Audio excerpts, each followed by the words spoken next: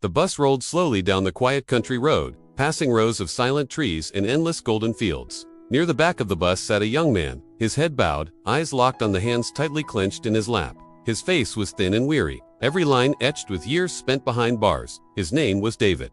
5 years ago, he made a grave mistake that sent him to prison. That mistake didn't just derail his life, it shattered the trust of his family, especially his father, the man who once held so much hope for his future. In prison, David lived in silence, filled with regret and guilt. He never wrote home, he didn't call, not because of anger, but because he didn't dare face them. He didn't know if his father could ever accept a son who had brought so much pain and disappointment. But as the day of his release drew near, David found the courage to write one letter, his first, and maybe his last. It wasn't long, and it didn't beg. It simply carried one quiet hope. Dad, if you still love me, if you can still forgive me, please tie a white ribbon to the old apple tree in front of our house. When the bus passes by, if I see it, I'll get off. If not, I'll understand. I'll keep going. David had no idea what waited for him. But somewhere deep inside, there was still a flicker of hope, as fragile as that white ribbon he wished for. The bus rolled on through small towns and familiar curves in the road. Each turn brought David closer to the place he used to call home.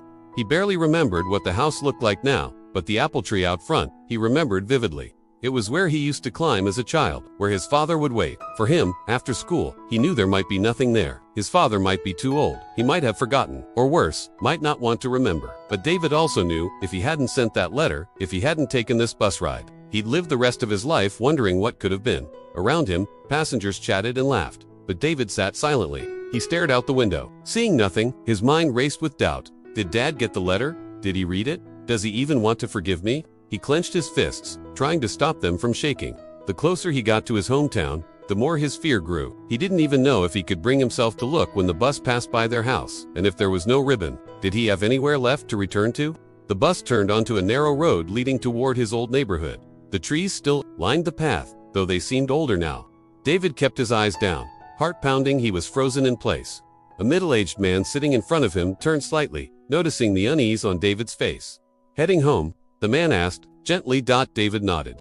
Then, unable to hold it in any longer, he told his story. He kept it brief. The prison, the letter, the ribbon. I can't look, he whispered. If there's no ribbon, I don't know what I'll do. Maybe I'll just keep going, disappear. The man said nothing more, just nodded. With quiet understanding, he turned toward the window, scanning the scenery as the bus approached the final bend. The atmosphere shifted. Others nearby had overheard. The entire bus grew still. The bus slowed. They were just a few hundred feet from the house, from the tree. David couldn't breathe. Then the man by the window whispered, voice trembling, son, you'd better take a look. David turned his head toward the window, and what he saw took his breath away. The old apple tree was still there, but it didn't have just one ribbon. It had dozens, maybe hundreds. White ribbons fluttered from every branch, dancing in the wind like notes of forgiveness. Each one was a word his father didn't write, but meant deeply. You are still my son. You are still loved. Come home. David couldn't speak. Tears spilled from his eyes, the kind of tears he hadn't cried since he was a little boy. He stood up, heart pounding, body shaking. The stranger placed a gentle hand on his shoulder and smiled. Go on, son. Someone's been waiting for you a long time. David stepped off the bus. The breeze carried with it the scent of blooming flowers and memories. On the porch stood an elderly man. His back was slightly hunched. His hair was white, but his eyes, they were warm, and they were waiting. The two locked eyes.